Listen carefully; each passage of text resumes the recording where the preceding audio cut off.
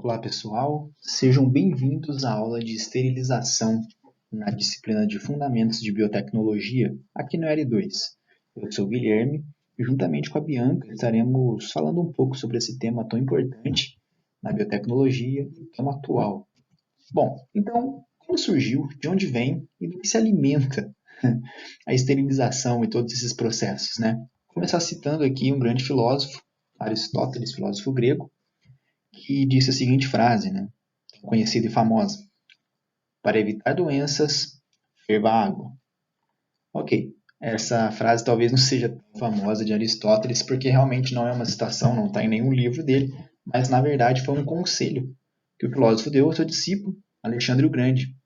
E tem embasamento na teoria da geração espontânea, que era a teoria vigente na época, onde acreditava-se na formação espontânea, né, ou seja, no surgimento de determinados seres vivos a partir da matéria orgânica ou inorgânica ou a combinação das duas. Ou seja, um ser vivo podia surgir aleatoriamente do nada, sem a necessidade de fecundação ou algo do tipo.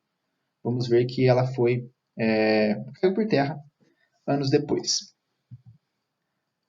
Ainda sobre a história e o surgimento desses conceitos, pode ser encontrado menção à primeira descrição de um sistema de purificação na Bíblia, né? Esse livro aí, que é um best-seller mundial, onde Moisés faz a primeira descrição da purificação de alguns corpos através do fogo. Então aí é bem o princípio, o primórdio aí da humanidade, fazendo a utilização dessas técnicas. E claro, não podíamos deixar de falar dos egípcios, né? Eles que são mestres no embalsamento, eram mestres, né, no embalsamento de corpos e o uso de antissépticos para purificação e desinfecção, usando basicamente alcatrão, resinas e alguns aromáticos para evitar o mau odor e a conservação, a prolongação da conservação de boas condições dos corpos nas etapas de mumificação e coisas desse tipo. Eram muito comuns no Egito Antigo, no faraós e tudo mais. Pulando então para o século XVI, XVII, uma pergunta surgiu no meio científico e mais no ambiente hospitalar.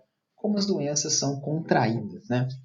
Então, o cientista Girolamo Fracastoro, ele começou a pensar e propor que a transmissão de doença era feita majoritariamente por contato de algumas doenças específicas. E qualquer semelhança com os dias de hoje não é mera coincidência, né? Uma coisa que a gente ouve muito, por isso que muitos lugares estão em lockdown, contato restrito devido à pandemia. E baseado nisso, os cientistas White, Kirkland e Collins começaram a experimentar limpeza e controle de ventilação em alguns tipos de ambientes de alto risco. Então, as primeiras medidas sanitárias surgiram, né? Lava as mãos, ventilação, uso do calor em ambientes hospitalares. Essas frases estão sendo muito repetidas em pleno 2021, mas tiveram a origem no século XVI e XVII e não eram aplicadas anteriormente. Então, veja, o ambiente hospitalar ele foi o berço do surgimento, do nascimento dos conceitos de desinfecção, esterilização, asepsia, né? Importante. E por que as pessoas se infectam no hospital, então, né? Começaram a pensar. No século XIX, os cientistas Long e Morton, nos anos 1840, começaram a introduzir anestesias em cirurgia, né? Foram o grande surgimento, a grande tecnologia da época, a anestesia em cirurgias. Isso evitou o sofrimento de todo o processo cirúrgico e não estava evitando a alta taxa de mortalidade desses procedimentos. Então, pegaram a ideia dos séculos anteriores e tentaram aplicar em conjunto, né? Então, medidas sanitárias de asepsia mais anestesia, deu aí a nossa equação, né? Igual a redução da mortalidade por infecções hospitalares. Então, veja, ainda não temos a esterilização sendo aplicada, mas simples medidas de higiene pessoal e de superfícies já fizeram um grande avanço e reduziram muito a taxa de mortalidades, principalmente no ambiente hospitalar, muito propício a micro-organismos, a infecções que nem eram conhecidas na época. E se a gente lavar as mãos, então, né? Vamos lavar as mãos No século XIX, Holmes em Boston e Semmelweis em Viena, desculpem se a pronúncia não é essa, acredito que não seja, começaram a utilizar a asepsia através de lavagem das mãos em clínicas médicas. Então, surgiram lá nos hospitais, ambientes restritos, pouca gente fazia, começaram a aplicar para o público mais geral, médicos, pacientes em consultórios, e começou esse caminho, né? Teve início esse caminho para aplicação em outras áreas e na vida cotidiana, né? Tão importante. Ainda no século XIX, um grande cientista se questionou se a teoria da geração espontânea fazia sentido, né? Então, em 1861, Louis Pasteur, me desculpem também a pronúncia, não sei se é assim em francês, mas acredito que seja algo desse tipo, colocou fim na teoria da geração espontânea, né? Comprovando que a putrefação dos corpos humanos estava ligada à fermentação feita por micro-organismos. Então, aqui a gente começa a ter os primeiros passos da introdução dos micro-organismos em toda essa problemática, né? Então, o Pasteur ele conseguiu estudar as fermentações, bem nos primórdios da fermentação, e fazer essa relação com os micro-organismos e essas doenças e infecções, né? Ainda no século XIX, surgiram algumas novas tecnologias, né? Então, tiveram a ideia de se observar através do microscópio. Se eu usar álcool para fazer essas limpezas, será que ajuda? Sim. Então, ainda no século XIX, no ano de 1863, o cientista Newton ele propõe o uso de álcool em feridas e tem o seu trabalho recusado pela comunidade acadêmica, que mais adiante tem que se retratar, né? Porque todo mundo sabe que o álcool ele tem sim essas propriedades, né? Muito úteis. No mesmo ano, as observações do cientista Leeuwenhoek, mais o grande desenvolvimento da microscopia, né? A invenção do microscópio e todo o desenvolvimento, deram origem à bacteriologia, né? Um novo ramo aí da ciência e essas novas aplicações que poderiam ser feitas dentro dessa nova ideia, dessa nova visão, bacteriologia. Então, qual a causa da morte na sala de operação? Porque, beleza, ainda tivemos o avanço, né, de anestesias, de desinfecções, né, ali, daquelas asepsias, lavar a mão, mas ainda estava muita coisa, principalmente quando tinham amputações envolvidas. Em 1867, tivemos um outro marco, o início desse uso dos fenóis na esterilização, e aí sim, não desinfecção, mas esterilização de feridas do ar em salas de operação. Levou a uma redução drástica na importância, importante, na verdade, na mortalidade em situações de amputação. Então, caiu muito, já tinha tido uma queda muito grande apenas com higiene pessoal e de superfícies, agora com esterilização de feridas no ar e também alguns equipamentos, a gente já conseguia ter essa redução maior. Mas por que esses bichos aí, tem uns bichinhos aí, né? E por que eles não estão morrendo com aquecimento, né? Começaram a aplicar técnicas de aquecimento, enfim, várias outras técnicas, mas ainda eles não morriam todos. A gente não conseguia a morte total. Então, ainda no século XIX, em 1877, o John Tyrrell, um físico inglês, ele descobre os esporos, né? Que são resistentes ao calor. Então, os esporos eles são estruturas que são produzidas por micro-organismos e são capazes de gerar um outro indivíduo e conseguem ser estáveis, né, por grandes quantidades, por grandes períodos de tempo.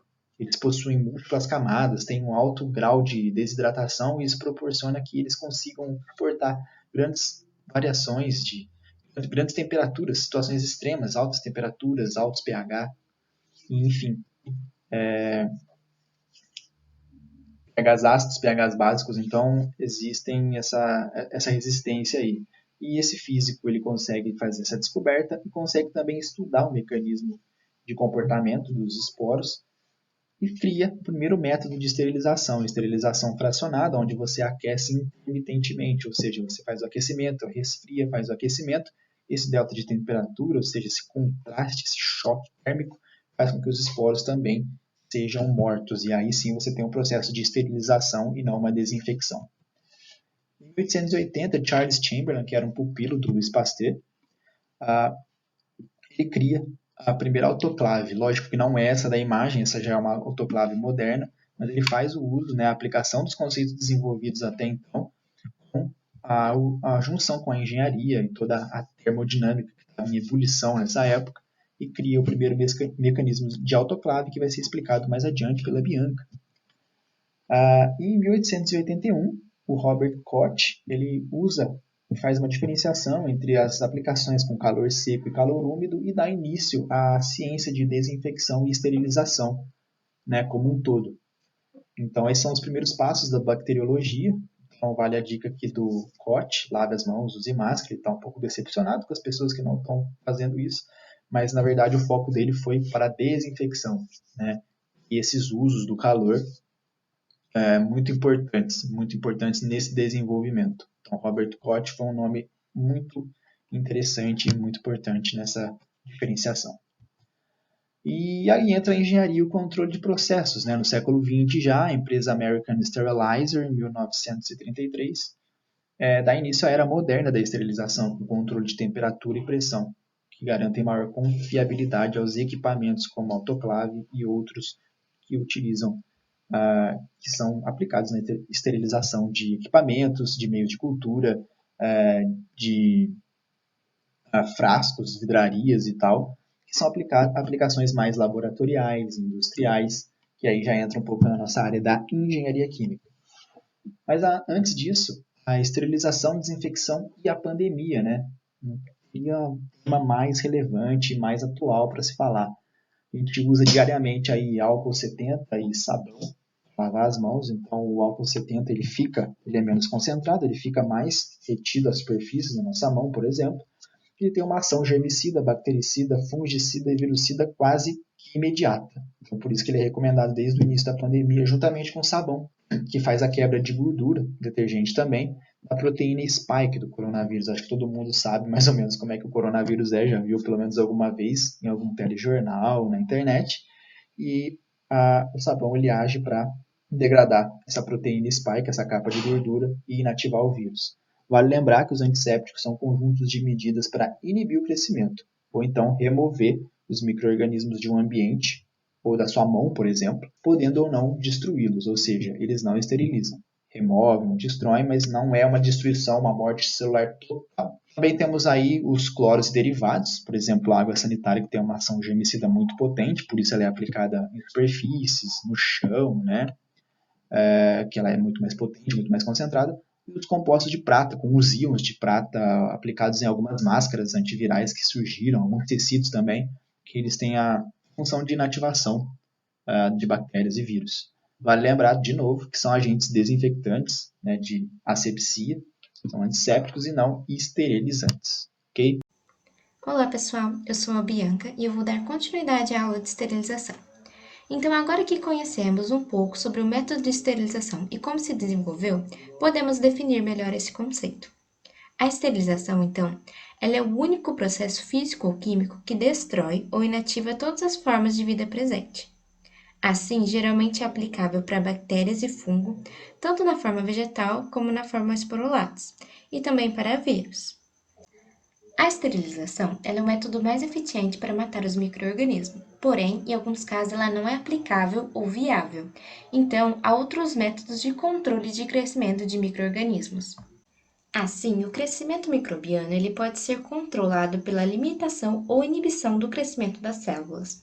Os métodos de controle de crescimento microbiano incluem a descontaminação, que consiste no tratamento de um objeto ou superfície de modo a torná-la segura à manipulação, e na desinfecção, que consiste na remoção e destruição dos micro-organismos patogênicos capazes de causar danos ou infecções. Além da esterilização, os principais termos de asepsia são desinfetantes ou germicidas, que são os agentes capazes de promover a desinfecção. Antissépticos são agentes químicos que eles podem ser aplicados tanto em animais como em pessoas, com a capacidade de eliminar micro-organismos patógenos. Asepsia, que é a remoção de micro-organismos patógenos ou indesejáveis. Pasteurização, que é o tratamento térmico seguido de um resfriamento brusco. Normalmente, esse tratamento térmico é em torno de 62 graus Celsius. E ele é utilizado para a redução drástica do número de micro-organismos.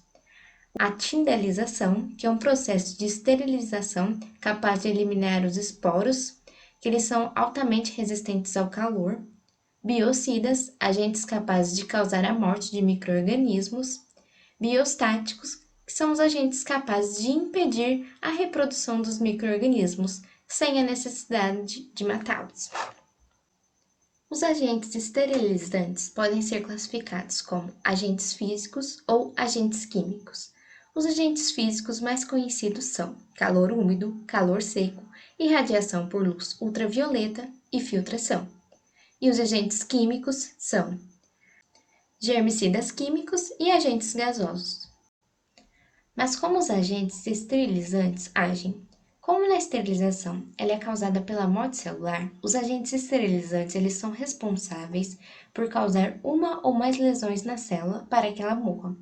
Essas lesões elas podem ser causadas em inúmeros alvos na célula, tais como enzimas, que são responsáveis pelos processos metabólicos, membrana citoplasmática, que mantém a rigidez da célula e controla o transporte de substâncias dentro e fora da célula, parede celular, que proporciona rigidez e resistência mecânica, e também danos irreversíveis no gene. Agora que conhecemos a classificação dos agentes esterilizantes e seu modo de ação, vem a seguinte pergunta: qual é o método mais adequado de esterilização? E essa resposta não é tão simples, pois devemos analisar alguns fatores, como o micro-organismo em estudo, o meio que se encontra, o custo do processo de esterilização, a temperatura que esse micro-organismo resiste e também qual o objetivo dessa esterilização. Agora vamos conhecer um pouquinho mais sobre os agentes físicos da esterilização. O calor úmido é o método mais eficiente de esterilização, pois além da alta temperatura, ele utiliza o alto grau de umidade, causando a desnaturação irreversível das proteínas. Ele pode ser aplicado em escala industrial, utilizando o vapor produzido na caldeira para a esterilização de tubulações e reatores, e também pode ser aplicado em escala laboratorial, utilizando a autoclave. Agora vamos ver um pouquinho sobre o funcionamento da autoclave.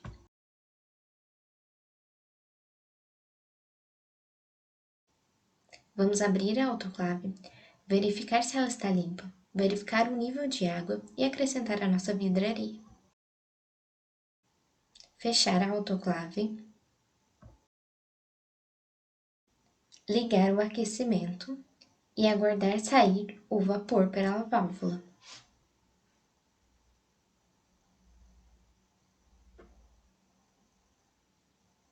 Assim que sair o vapor, fechamos a válvula.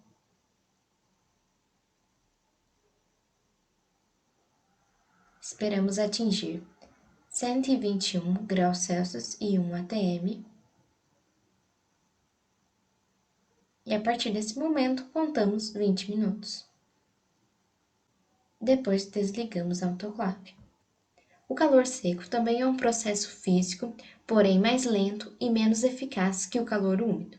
Ele consiste também na destruição dos micro-organismos através da oxidação dos constituintes químicos por meio do uso de fornos e estufas.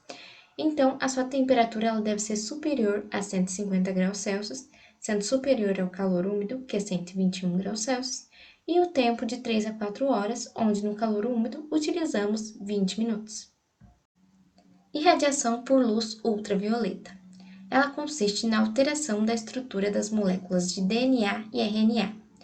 Assim, apenas a superfície do material exposto e o ar ao redor são esterilizados. Ela ocorre em temperatura ambiente e o tempo é de 15 minutos. Normalmente, esse processo ocorre numa cabine de controle biológico. Esterilização por filtração. Ela é aplicável para líquidos e gases quando não podemos utilizar vapor úmido. Utiliza poros com dimensões muito pequenas, que impedem a passagem de qualquer células que possam estar presentes. Aqui na figura 1, nós temos a Leptospira, que é uma bactéria que tem diâmetro de aproximadamente 0,1 milímetro e comprimento de até 20 milímetros. E os poros do nosso filtro é de 0,2 milímetros, conseguindo impedir a passagem dessa bactéria. Agora vamos abordar um pouquinho sobre os agentes químicos. Os agentes gasosos eles são utilizados na asepsia de salas e laboratórios. Os principais agentes são óxido de etileno, óxido de propileno, formaldeído e beta-propiolactona. A esterilização por óxido de etileno ocorre em câmaras, onde é inflada uma mistura gasosa do agente ativo e um gás inerte, o CO2. E após um determinado tempo de exposição à mistura gasosa, ela é drenada da câmara e cuidadosamente limpa por uma passagem de ar, para eliminar todo o resíduo presente. Os germicidas químicos são aplicados quando não podemos utilizar vapor saturado para a esterilização. Assim, como há uma gama de produtos germicidas disponíveis no mercado, devemos pensar sobre a resistência do micro-organismo de interesse. Ou seja, quanto maior a resistência do micro-organismo, maior também deve ser o nível do germicida utilizado. Então, de germicida de alto nível nós temos o aldeído e o peracético. Nível intermediário nós temos o etanol,